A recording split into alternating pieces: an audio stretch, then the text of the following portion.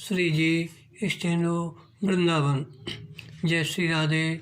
रामधारी गुप्ता खंड 1 पितलिकन संज्ञा 87 गति 120 शब्द प्रति मिनट।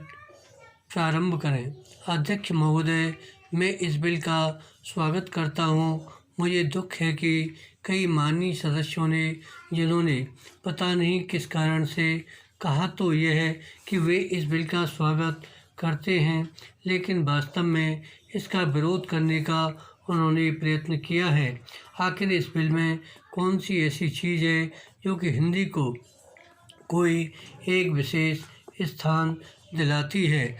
मैं पहले ही इस चीज़ को साफ कर देना चाहता हूँ कि मैं उन लोगों में से नहीं जो कि हिंदी के लिए कोई विशेष स्थान चाहते हैं। विराम।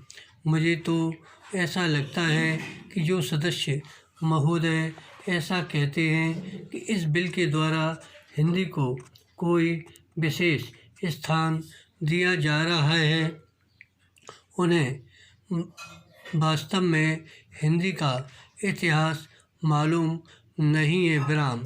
हिंदी कुछ उन लोगों की भाषा है जो राष्ट्रीय विचार के थे, जिनका कि राष्ट्रीय आंदोलन में बहुत हाथ था। उन्होंने इसका प्रचार किया। विराम। यह ध्यान देने की बात है कि राष्ट्रीय आंदोलन के समय में हिंदी की एक ही संस्था नहीं थी, बल्कि दूसरे राष्ट्रीय विश्वविद्यालय भी थे, और महात्मा गांधी के आदेश के अनुसार वे राष्ट्रीय विद्यालय काम करते थे। विराम। उनके द्वारा भी कुछ डिग्रियां और उपाधियां आदि बांटी जाती थीं। विराम। अब इन विश्वविद्यालयों द्वारा उपाधि बांटने का काम जो कि उनके द्वारा पहले से किया जा रहा है, उसी को इस बिल के द्वारा यदि जारी रखा जाता है तो मेरी समझ में नहीं आता कि कैसे कुछ लोग यह समझ लेते हैं कि इस बिल द्वारा हिंदी को कोई विशेष स्थान दिया जा रहा है। मैं नहीं समझता कि इसमें हिंदी को कोई विशेष स्थान दिए जाने की बात है, और जैसा मैंने पहले निवेदन किया, मैं उन लोगों में से नहीं हूँ जो कि चाहते हैं कि हिंदी को कोई विशेष स्थान दिया जाए। विराम। लेकिन मैं एक बात अवश्य उन लोगों से पूछना चाहता हूँ। विराम।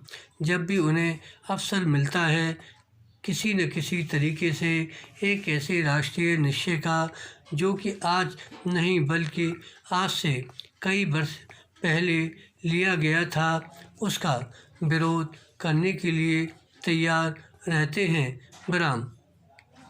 संविधान में राजभाषा के संबंध में स्पष्ट व्यवस्था दी हुई है, तो भी मेरे यह मित्र उसका विरोध करने का प्रयत्न करते हैं। विराम। क्या उनके सामने देश की एकता के लिए कोई दूसरा रास्ता है? विराम। धन्यवाद। श्री हरदास।